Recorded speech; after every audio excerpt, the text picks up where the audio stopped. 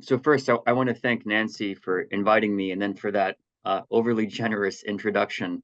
Um, I'm glad to be here. I'm sorry that I can't be there with you physically. I had the pleasure of being down in Shawnee back in December to share some of this work. And so in lieu of being there in person, Nancy was gracious enough to arrange for a virtual presentation. So, as you've heard from Nancy, I'm going to be speaking with you or sharing with you and speaking on this, what I think is a truly exciting project because we have the unique chance in Illinois to understand how our soils have changed over the past 120 years. And I think this is really important ecologically because we are one of the few places in the world where we can almost touch the past from the present in terms of knowing how soils and landscapes were pre and post agriculture. So think about agriculture and its duration here versus other parts of the world. If you think about East Asia or what is now Egypt, Europe, farming has been going on for thousands of years. And what nature was like before ag took over is so far in the past that you basically can't understand what it used to be like. And there might be some lessons on how ecosystems functioned that might be pertinent to how we can manage farming systems today. So that's the rationale for why we should care.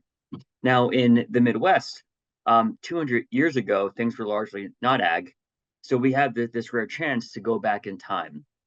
And the real key is that we have an archive of soils that are statewide, housed at U of I, but that we are looking into with the support of SIUC colleagues. And this archive is almost as far back as when the last of the prairies and primary forests were being transitioned over into farming. So I'm here to share with you more about this project, including how we could use your help.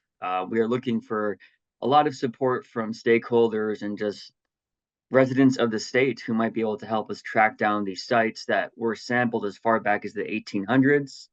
And if we can resample them by comparing the change since the original sampling, we can derive lots of insights. Alrighty, so a bit about, I think, the big picture of all this research. So if we think about what's been happening in the past couple hundred years, we are living in the Great Acceleration. And this is a term that often coincides with the Anthropocene. The idea is that if you map out all kinds of indicators like population, CO2 concentrations, globally speaking, grain yields, the use of fertilizer, it goes on and on. If you map all these different indicators as a time function, they all have the classic hockey stick function that we hear about for climate change. But this is true of everything. So things are just getting faster and faster. The rate of increase is increasing, so it's a acceleration. And this has happened really within our lifetimes. So my son will not know the world that our grandparents knew, insofar as things will be very different. Now, this is important because Illinois is at the forefront of the transition of native land use of forests and prairie into agriculture, whereas most other parts of the world had those changes pre-Great Acceleration, pre-1800 or so.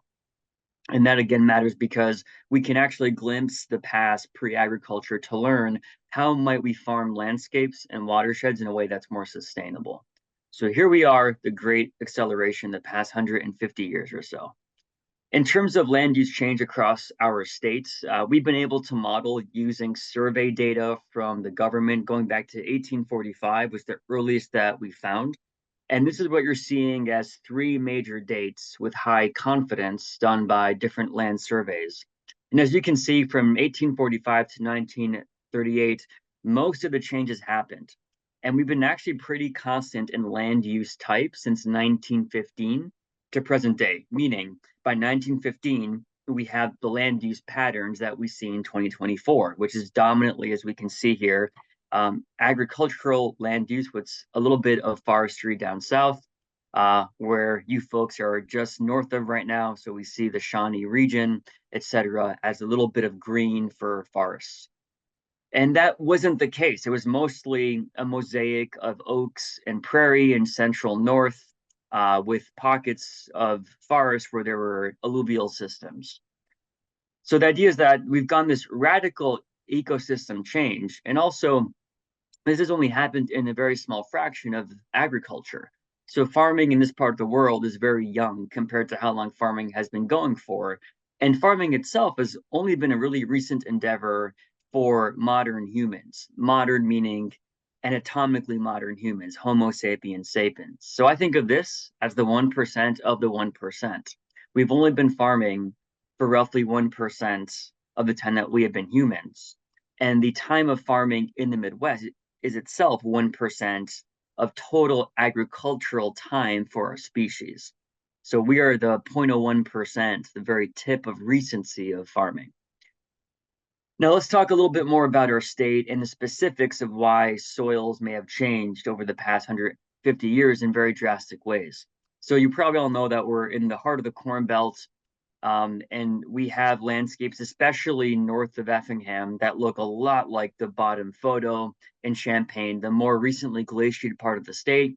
But before the last glaciation, the glacier before that did touch almost as far south or just above Carbondale. So we've got relatively flat, relatively recently glaciated landscapes that are very well used for corn and soybean production. Now, this all happened within the past 200 years, the change to these kinds of now ag dominated landscapes.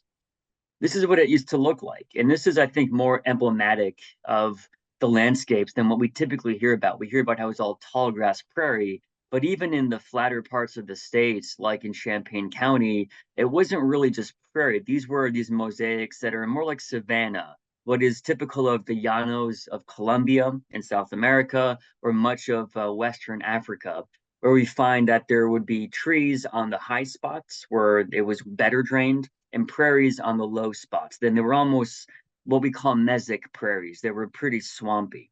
In fact, Champaign wasn't settled till more recently in the state's history because this area was once the Great Swamp from here north up to about Kankakee.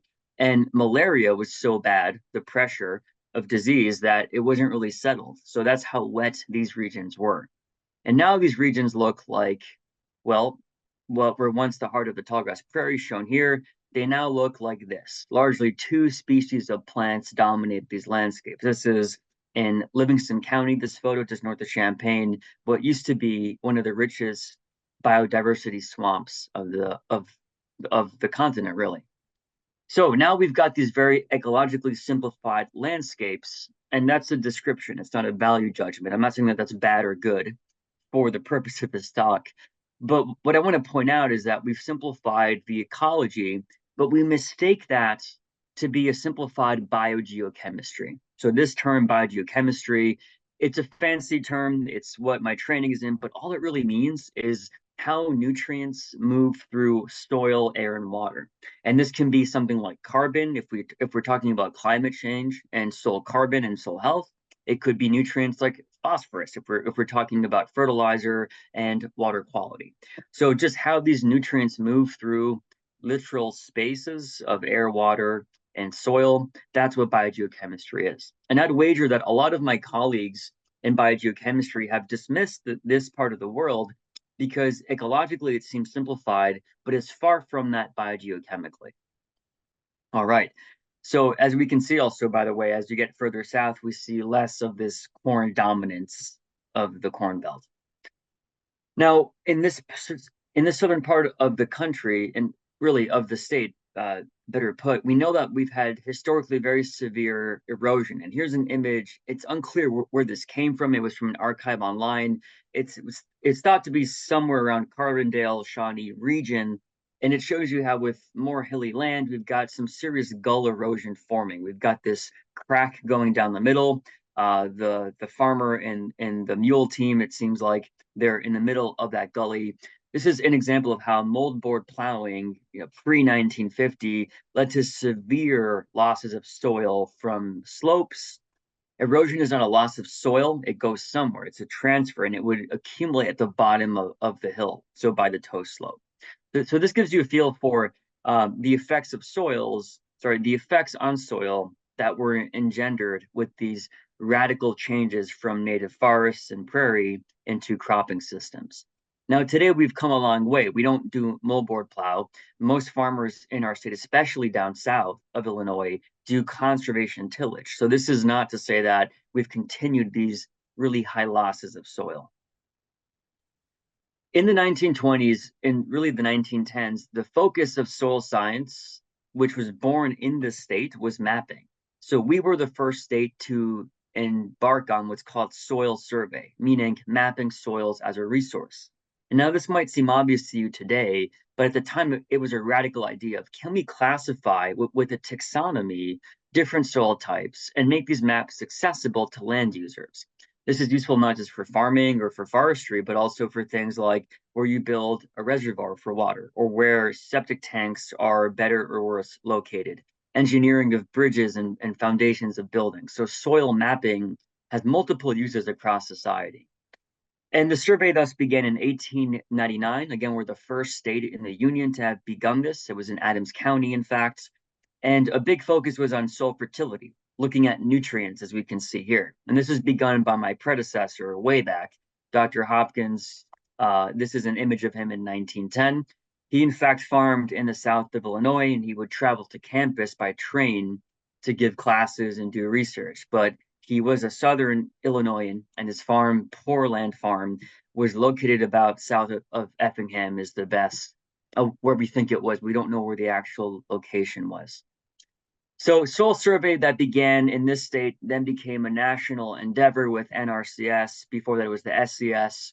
And now we have this amazing resource thanks to thousands of person hours and careers, where if you type in your address, you can zoom in, like here we have in West Champaign, the soil types. And even on your phone, on your smartphone, you can pull up the app, a SoilWeb app right here, and it uses the GPS on your phone and it links up to the federal database, and it can tell you based upon your location, your soil type. So this is, my home is built on the Flanagan soil series. It's a mollisol, very rich, formerly tall grass prairie soil.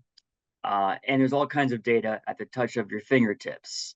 So we classify these soils by what are called horizons. An individual soil, like a organism, is a pedon. So we've got species like Homo sapiens, and in the individual, like myself or like yourself, these are pedons, manifestations of the species. We classify different species by what are called genetic horizons. Just think of this as traits that distinguish species or even individuals by, in our case as humans, our height, our skin color, eye color, etc. So the point is that there's a lot of information about soil morphology, like the topsoil thickness, the subsoil colors, and they all give us clues to geology and biology intersecting to give birth to different soil types. Now, this is a very clean example, conceptual example, I'll say. In reality, there's more complexity that can range from moderate on the left to very complex on the right. And what we do as soil scientists is that we classify soils by digging pits. We dig a hole either by hand or with a backhoe, and we can profile these different horizons. And as we can see from these photos, this is up from LaSalle County, excuse me. There's a lot more complexity, and it's very hard to make clear-cut designations of these different layers. And that's the beauty of soil science. A lot of training goes on, and there's a bit of an art. So all these efforts have led us to identify 57 soil associations. These are not soil types. They're not soil series, if you know the terminology, but these are, think of them as assemblages or sister soils that they tend to co-occur together, and they tend to occur on similar landscapes. So not surprisingly, these soil associations that dominate the state, 57 of them, they tend to fall out by location. So we can see where there's a swath in central state where my cursor is. We've got really poorly drained soils here, and as well as where Champaign is. You get in the southern third of the state where the penultimate, second to last glaciation happened. They're pretty much similar, etc. It gets pretty weird and complicated up north, in fact, because of different interactions of geology with alluvial action.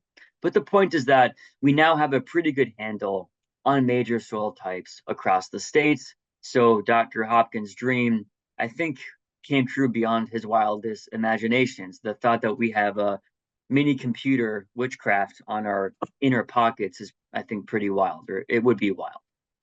So it turns out that all the soil samples that were used to derive these maps that you just saw were stored and are still stored at the U of I campus. And this is an image of them when I came across them in 2019, so 5 years ago now. And as we can see, there was a hole in the barn roof. Some of the shelves were collapsing. But what took my breath away when I came into this barn in August of 2019 was that some of these jars are very old. And I realized very quickly that these were soils that were part of the original state survey. The oldest sample is the one shown here. And if you transcribe what looks like quill ink pen, it says virgin prairie soil, November 1861. Pretty wild, because this is the last decade or two of remnant native prairies being plowed under. And this is perhaps one of the last reference points that we have. This is really important because, as I mentioned at the beginning of this, we're in one of the few places where the past of pre-ag land use and native ecosystems is not that far from the present. And the archive lets us go back in time. It's basically a time machine. Now, most soils are not that old. They're not 1860 or even the 1890s. They're mostly 1910, 1920, the majority of them, through present day, because soil survey keeps on happening. There's refinement of maps. So these soils all have cards that designate the exact horizon, the different layers, the location, and the time of sampling. And we've spent the last couple of years going through all these jars and recurating and digitizing the archive.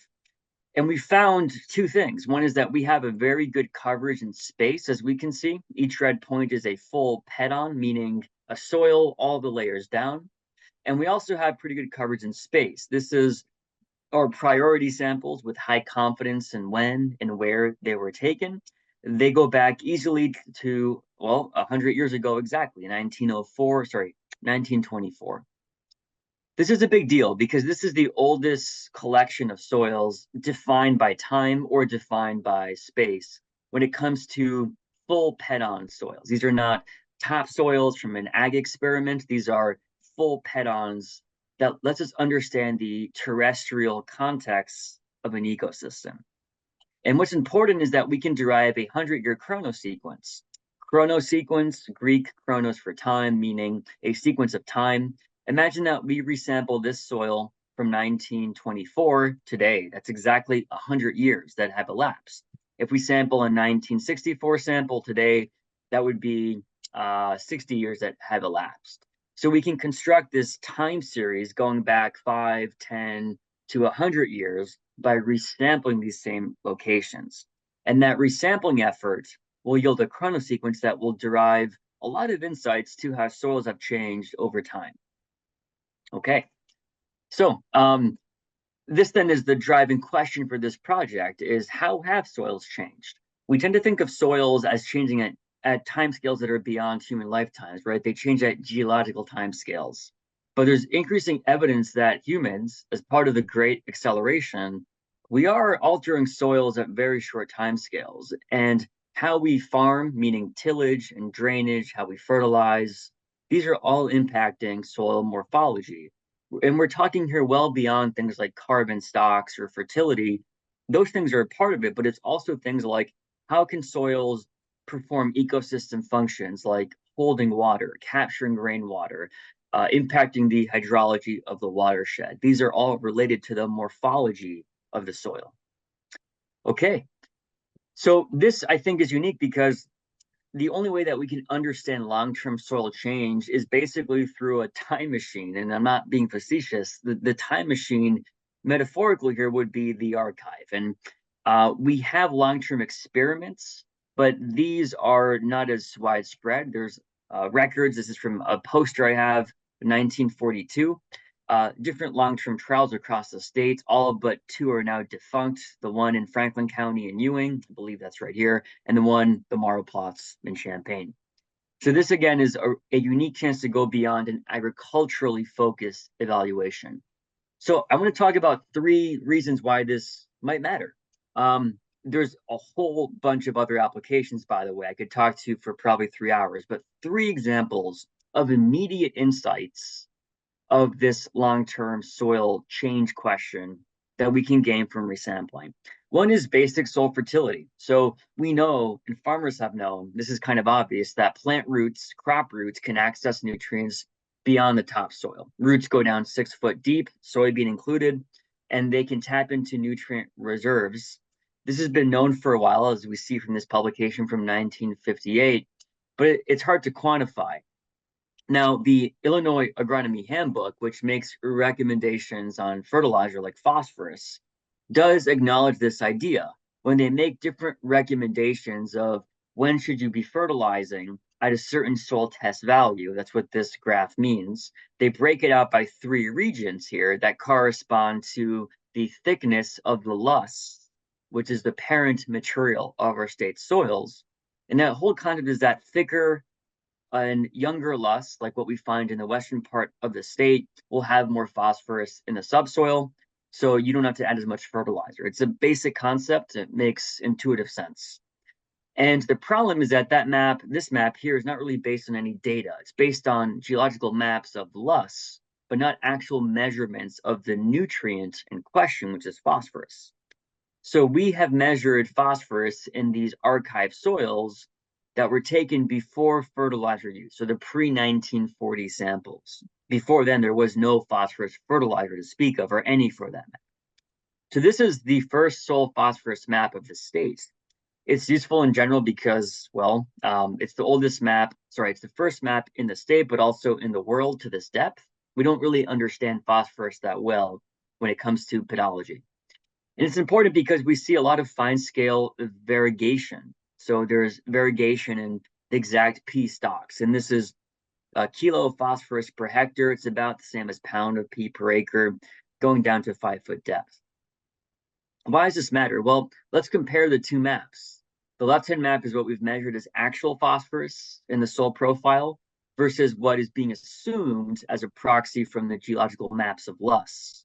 And if we compare these maps, there's some agreement, but also some discrepancies. So for example, we find here in green that there's agreement of a high and a low supply power region, because what the handbook says is high and low on the right-hand side, we find is high and low phosphorus stocks. Green, more, red, less.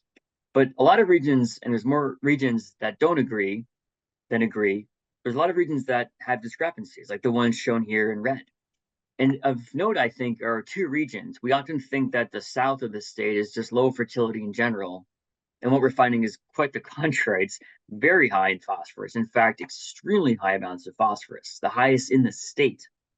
And what we think of as being the best fertility of the state, central state, might be true that they have more organic matter than down south, but the phosphorus stocks are the lowest in the state. And this, by the way, jives with what farmers have been telling researchers for the last 50 years, is that in central state, you need more phosphorus to grow the same crops, and vice versa down south. So I think that's important that this reflects what the people who manage the land are telling us. They may not be scientists, but they're empiricists. They know the land more than we do. So a second application of this, not just phosphorus, right? We talked about an example of a applied use for fertility. It could go for all kinds of nutrients like potassium and micros like zinc. A second different example is that for water quality. So legacy phosphorus is a commonly used term to refer to phosphorus that we're losing to waterways that are coming from past sources. So for example, if you applied fertilizer in the past, or rock phosphate even in 1930, and then the crop didn't remove it with harvest, when you remove biomass like grain or silage, you export nutrients. And if there's a buildup of phosphorus because the inputs exceed the outputs, then you get a buildup. There's a positive balance, so to speak. Well, in these cases, that built up phosphorus might be leaked into waterways, and it might explain why we see contemporary phosphorus losses today. So being able to understand the change in phosphorus stored in soils over time via chronosequence approach of this project can provide insights to why we see water quality via phosphorus impairment continuing, even though farmers are doing a better job of how they manage phosphorus. In fact, we'll see in just a second, farmers are not over applying phosphorus, but we see our phosphorus losses continue. So a bit more background on this concept. Basically, when we over apply phosphorus relative to crop removal rates, which was the U of I recommendation, the U of I was telling farmers apply more phosphorus than what your crops need on purpose. This is not the farmer's fault, it's the researcher's fault. At the time, it made sense. We know that now it's wrong. We can get at this buildup by a balance, just like you balance a checkbook, you know what's going in, you subtract what's going out from what's going in. If that's a positive number, then there's more building up than what's going out. If it's a negative number, what you're taking out is more than what you're putting in. That's a negative balance. You're mining nutrients. So we can do these balances at different spatial scales, and this is a good example of a state scale. This is based on a paper by Dr. Mark David at U of I, and they went up to 2000. We've gone forward to 2022, and we found the same pattern. So what you're seeing here is over time on the x-axis, the balance of phosphorus across the state, roughly speaking. And we see that pre-1940, as I mentioned, there was no fertilizer to speak of, so people were mining soils. They may have recycled nutrients by manure, but that's not a net fertilizer input. You're simply shifting things around. And then by 1990, we also dropped back into the negative balance here in red. And we've stayed in a negative balance since 1990, meaning farmers have been under applying phosphorus relative to crop removal rates since 1990. Yet we know that we're losing phosphorus today. In fact, we're the number one loser of phosphorus of all the Corn Belt states to the Gulf of Mexico. And that seems like a paradox. How is it that farmers are under applying phosphorus for 30 years running, but we see losses today? Well, the green might be why. There was a period of about 30 years where we were over applying phosphorus on purpose because of the land grant recommendations. And that phosphorus that built up is likely to still be in soils because phosphorus doesn't really move in soils, unlike nitrogen. So where is this phosphorus? We know that overall it's about 5 billion pounds of phosphorus, this number. And that is an average of 200 pounds of P across all the crop acres. But it's not going to be an average. It's going to be maybe 500 pounds per acre in one watershed. It might be almost nothing in a different one. So understanding by resampling soils where phosphorus is built up or mined can help us explain why some of our watersheds lose phosphorus, even though farmers are not over applying phosphorus today.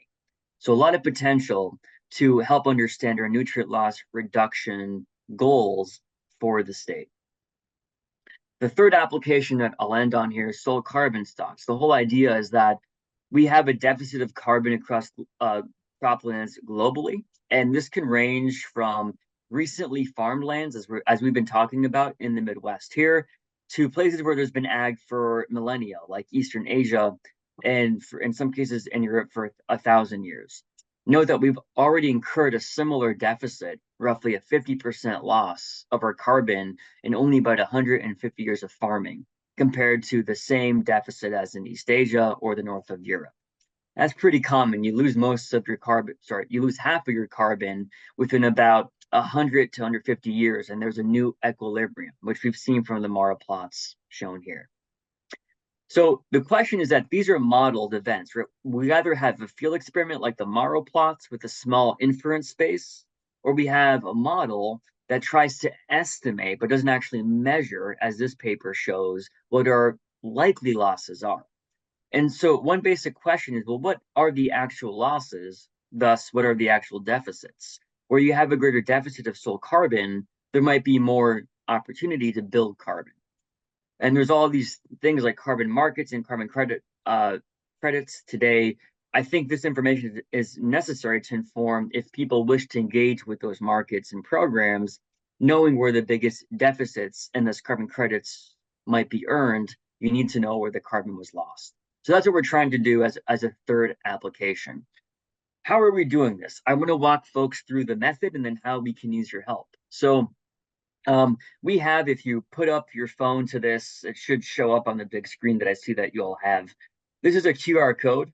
You might have an ad you have to click through, but then you'll get to the Google map itself. And the screenshot on the left is what you'll see.